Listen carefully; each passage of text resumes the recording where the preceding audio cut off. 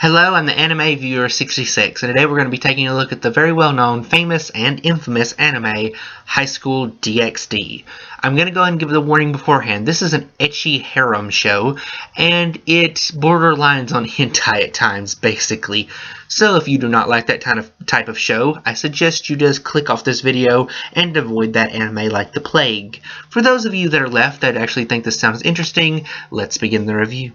We start off with our main character, Issei. Issei is sort of a hard character to talk about because on one hand, he genuinely is a nice guy. He wants to protect his friends, he wants to do what's right, he basically wants to be the hero. The only problem being is that he is a bit of a pervert. Okay, a bit is an understatement. He is a huge pervert. And this perverted sensibility of his gets him in trouble a lot. Now I want to stop for a minute and talk about a trope in anime. Particularly in the harem genre, or ecchi genre, whichever one you're talking about. There is a very big sort of plot device or trope or whatever you want to call it in a lot of animes to where you will have a guy who is, for all intents and purposes, a nice guy, doesn't really mean any harm to anyone, just trying to get through life, all that. But one day he will meet a girl, and usually that girl will be in some very weird situation, like she'll be coming out of the shower or in a hot spring or whatever, and the guy will see her. And normally what will happen in an anime is he will get beat up, punched, kicked. He will just basically be punished for his quote-unquote wrongdoings. Even though he didn't do it on purpose, it was just an accident. He walked in the wrong time and the wrong situation. And I really hate that trope because it is just so annoying and so overused. It was funny the first couple of times and it just got old really fast.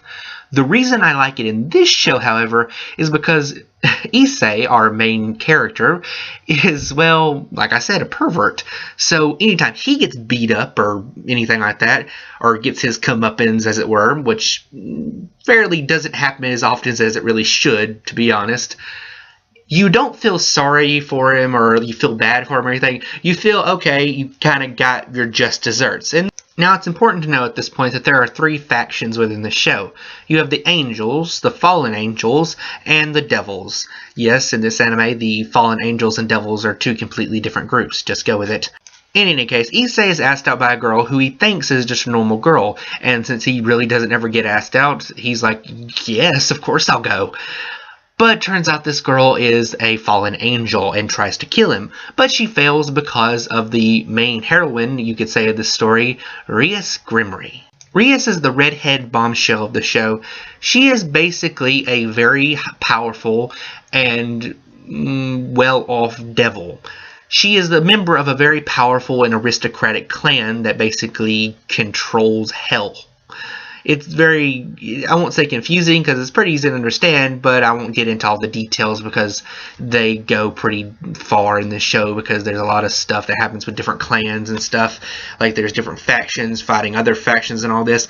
But basically all you need to know is there's a lot of fan service and Rias is awesome, and occasionally you'll have some really cool fight scenes. Rias saves Issei's life, but in exchange he must now become one of her quote-unquote devils. Because every devil, well, high-ranking noble devil, has several servants under them, most of which are humans that were turned devils by means of contracts, like Issei was.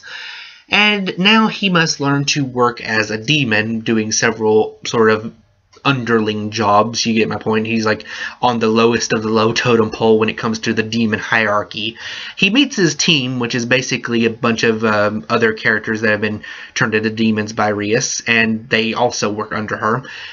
At the beginning, it's sort of a weird mishmash of different characters that he doesn't really understand why all of them are there, but as the show goes on, you start to see their backstories start to unravel a bit more.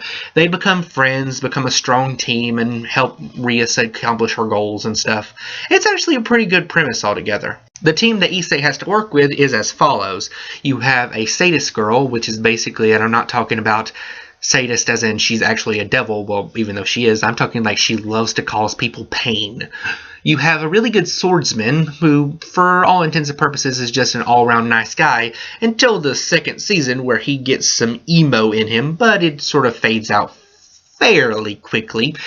You also have my favorite character of all time, at least in this show, which is, and I kid you not, white-haired lolly with Hulk smash powers. Seriously, anytime I saw her fight, I was just thinking, Hulk smash! I apologize for the stupid noises. And you have a nun, because of course, in a show about demons, you have to have a nun somewhere.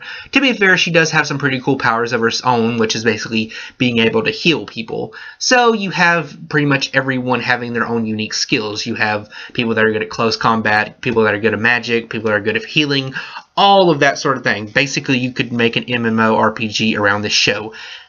Actually, that would kind of be awesome to play.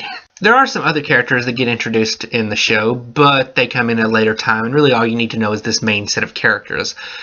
The show's art style is, well, let's just say geared toward a certain audience. I've already said this was an ecchi show. Or do I really have to say what it focuses on at this point? Yes, this show definitely focuses on the female form to a great degree.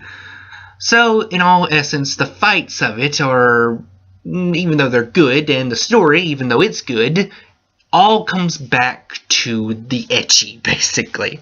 So I understand this show isn't for everyone, so I'm not really sure if I could give it a 5 out of 5, even though after I watched it I felt like I should give it a 5 out of 5. To be more of a, I won't say biased, but more fair reviewer, I will give this show 3.5 stars out of 5. I'm the Anime Viewer 66. Thank you, and good night.